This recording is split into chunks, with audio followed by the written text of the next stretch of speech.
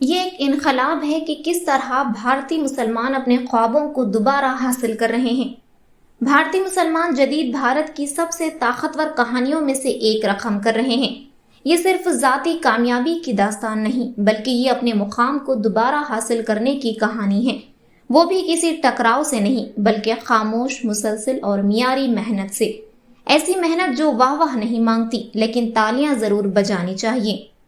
برہان پور مدھیہ پردیش کے 17 سالہ ماجد مجاہد حسین کو ہی لیجیے۔ ان کا قصبہ شاذ و نادر ہی خبروں میں آتا ہے، لیکن ماجد نے اسے روشنی میں لا کر کھڑا کر دیا۔ جب اس سال جی ایڈوانسڈ کے نتائج آئے تو انہوں نے آل انڈیا رینک 3 حاصل کیا۔ نہ ان کے پاس بڑے کوچنگ سینٹرز تھے، نہ ہی لامحدود وسائل۔ انہوں نے صرف ایک امتحان پاس نہیں کیا، بلکہ ناممکن کو ممکن کر دکھایا۔ ملک کے مختلف کونوں میں جدوجہد کی دوسری شکلوں میں سینکڑوں مسلم طلبہ بھی ابھر کر سامنے آئے۔ رحمانی ٹھٹی، ایک خاموش لیکن پرعزم تعلیمی تحریک میں اس سال 205 میں سے 176 طلبہ جی ایڈوانسڈ میں کامیاب ہوئے۔ ان میں سے اکثر ایسے گھروں سے آتے ہیں جہاں خواب اکثر ذمہ داریوں کی نظر ہو جاتے ہیں، لیکن آج وہ IITs کے دروازوں پر دستک دے رہے ہیں، اجازت مانگے بغیر، یہ ثابت کرتے ہوئے کہ وہ وہاں کے مستحق ہیں۔ اور پھر لڑکیاں ہیں۔ پلوامہ، کشمیر میں ایک ایسا نام جو اکثر تنازعات سے جوڑا جاتا ہے۔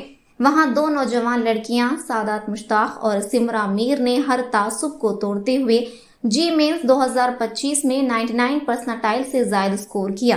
جہاں دنیا صرف سرخیاں دیکھتی ہے، وہاں وہ امکانات دیکھتی ہیں، اور ان امکانات کو حقیقت میں بدل رہی ہیں۔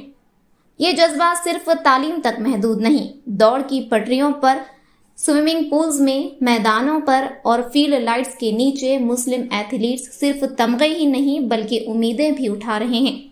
محمد افضال نے 800 میٹر کی دوڑ میں پچھلے 7 سالوں میں کسی بھی بھارتی سے تیز دوڑ کر نیا قومی ریکارڈ قائم کیا۔ شمس عالم، بہار کے تیراک، اب اوپن واٹر تیراکی میں عالمی ریکارڈ رکھتے ہیں اور دنیا میں اس کیٹیگری میں پہلے نمبر پر ہیں۔ کہیں بانڈی پورہ، کشمیر میں تجمل اسلام جو کک باکسنگ کی عالمی چیمپئن اور کم عمر کوچ ہیں، نوجوان لڑکیوں کو خوف اور پدرشاہی کے خلاف لڑنا سکھا رہی ہیں۔ ان کی اکیڈمی جو کنکریٹ سے نہیں بلکہ حوصلے سے بنی ہے، 700 سے زائد لڑکیوں کو تربیت دے رہی ہیں۔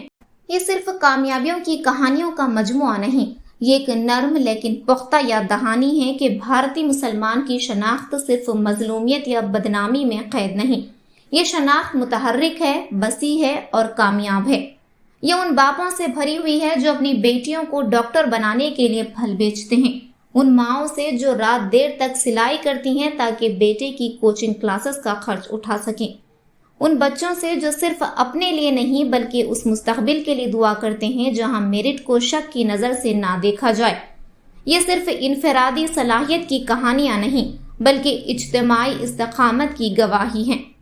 اگر غور سے سنیں تو ان کہانیوں میں کوئی غصہ نہیں، صرف توجہ ہے، کوئی مطالبات نہیں، صرف لگن ہے، کوئی تلخی نہیں، صرف یقین ہے۔ اب وقت ہے کہ ہم ان آوازوں کو